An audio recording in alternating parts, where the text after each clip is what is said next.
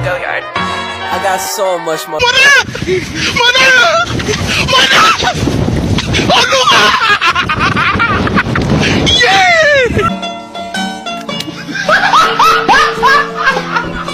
Are ya ready, kids? Aye, aye, Captain! I can't hear you. Aye, aye, Captain! Oh! Fucking design on right now. Break it down, bring it back, make it clap. I got 3 old thoughts, new guap, where that thing. Bitches on my line, and you know.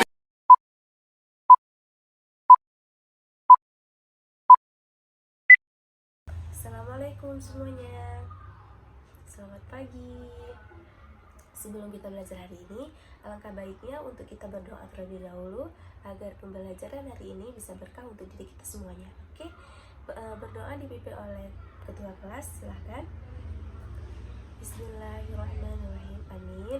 Setelah alhamdulillah kita sudah berdoa, semoga pembelajaran hari ini bisa berkah untuk diri kita dan selalu mengingat, selalu tersimpan dalam otak kita.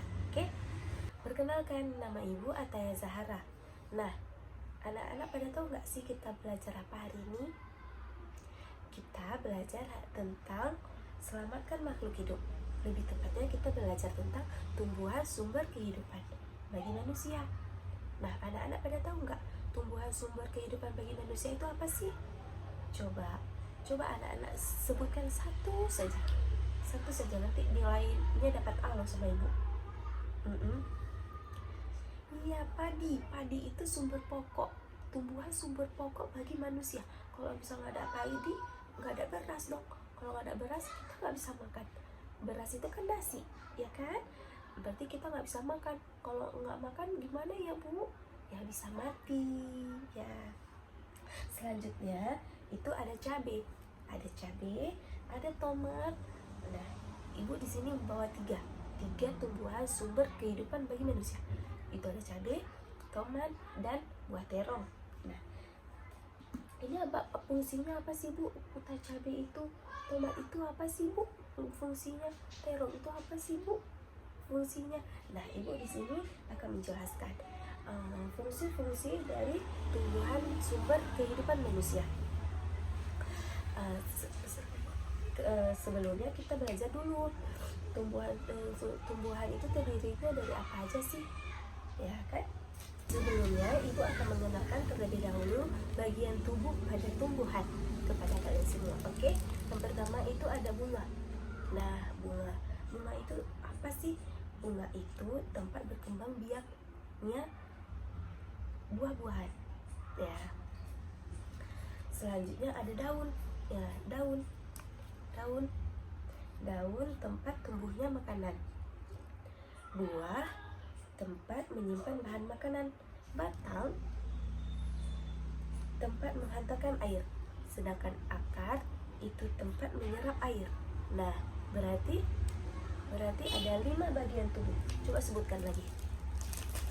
Ya, ada daun, bunga, batang, buah, dan akar. Nah, pada tumbuhan itu terdapat 2 jenis akar. Yang pertama itu ada akar serabut dan akar tunggal. Nah, apa sih contohnya akar serabut itu? Nah, contohnya akar serabut itu gini, dia berserabut. Kalau akar tunggal itu cuma satu. Nah, ciri-ciri pada akar serabut itu seperti buah singkong. Nah, kan lihat buah akarnya berserabut tuh. Pernah lihat nggak sih kalian? Nanti pas di rumah pergi bersama orang tua, ikut mereka untuk berkebun. Biar kalian lihat bagaimana akar serabut dan akar tunggal. Nah, akar tunggal itu terdapat pada buah wortel. Dia memiliki akar tunggal. Jadi pada 2 buah tersebut memiliki 2 akar yang berbeda. Nah, manfaat tumbuhan bagi manusia itu apa sih Bu? Nah, yang pertama itu ada sebagai bahan pangan. Nah, bahan pangan, dan kedua itu sebagai bahan perabot, ya kan? Bisa buat jembatan, dermaga, kapal, layang-layang, dan masih banyak lainnya yang di sekitar kita. Nah, yang ketiga itu sebagai pembuat obat-obatan seperti minyak kayu putih, kan dibuat dari tumbuhan tuh. Nah, jamu kan dari tumbuhan, dan paling pentingnya lagi, manfaat tumbuhan bagi kehidupan itu sebagai sumber bagi kehidupan. Nah, di sini ibu akan menampilkan sebuah video untuk kalian mengingat lagi apa sih itu bunga, apa sih itu daun, jenis-jenisnya.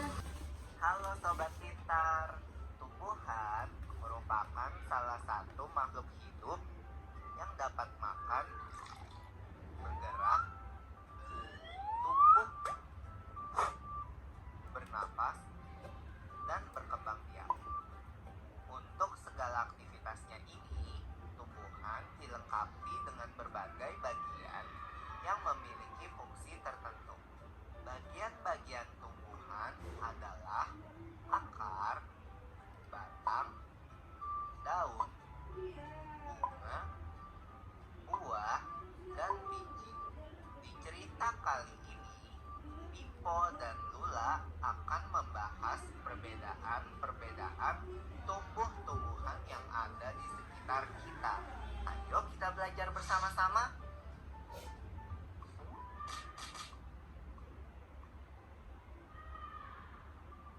Kenapa bagian bawah pohonnya bercabang-cabang begitu? Nah, bagian bercabang-cabang ini namanya akar.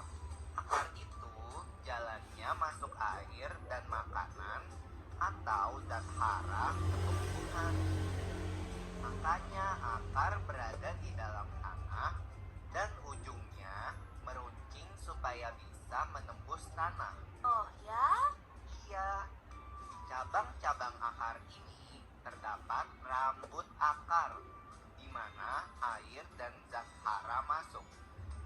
Pada ujung akar ada tudung akar yang melindungi saat akar menembus tanah. Akar tumbuhan berbeda-beda. Ada akar serabut dan akar tunggang. Apa itu artinya? Nah, kalau akar tunggang itu seperti akar pohon mangga ini. Akarnya bercabang-cabang. Tiap cabangnya menjadi lebih kecil dari pokoknya. Lihat deh, ukuran pokoknya dan cabangnya sangat berbeda. Iya ya, apakah hanya pohon mangga yang punya akar tunggang? Tidak, akar tunggang biasanya dimiliki oleh tumbuhan yang bijinya berkeping dua atau dikotil. Seperti kacang yang kalau kamu buka bijinya bisa dipisahkan menjadi dua. Tapi kalau tumbuhan dikotil di cangkok atau disetek, akarnya menjadi akar serabut. Oh, kalau akar serabut itu apa? Akar serabut itu tidak memiliki akar pokok. Semua akarnya keluar dari pangkal tanaman.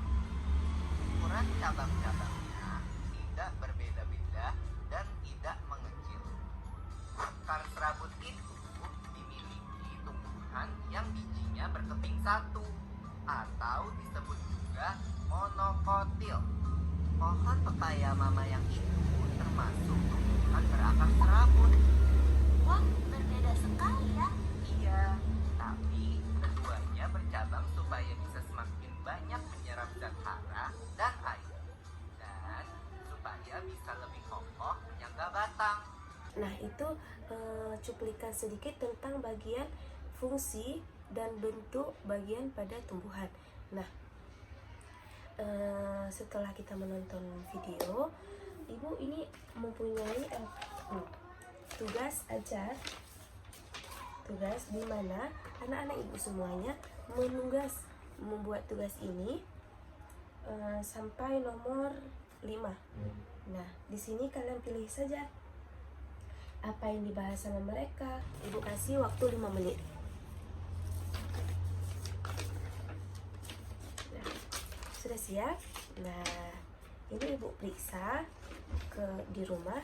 Nah, untuk kalian lebih mengingat lagi tentang pembelajaran hari ini, ibu memberi tugas rumah. Nah, ini oke. Nanti kalian kerjakan di rumah. Minggu depan kita periksa.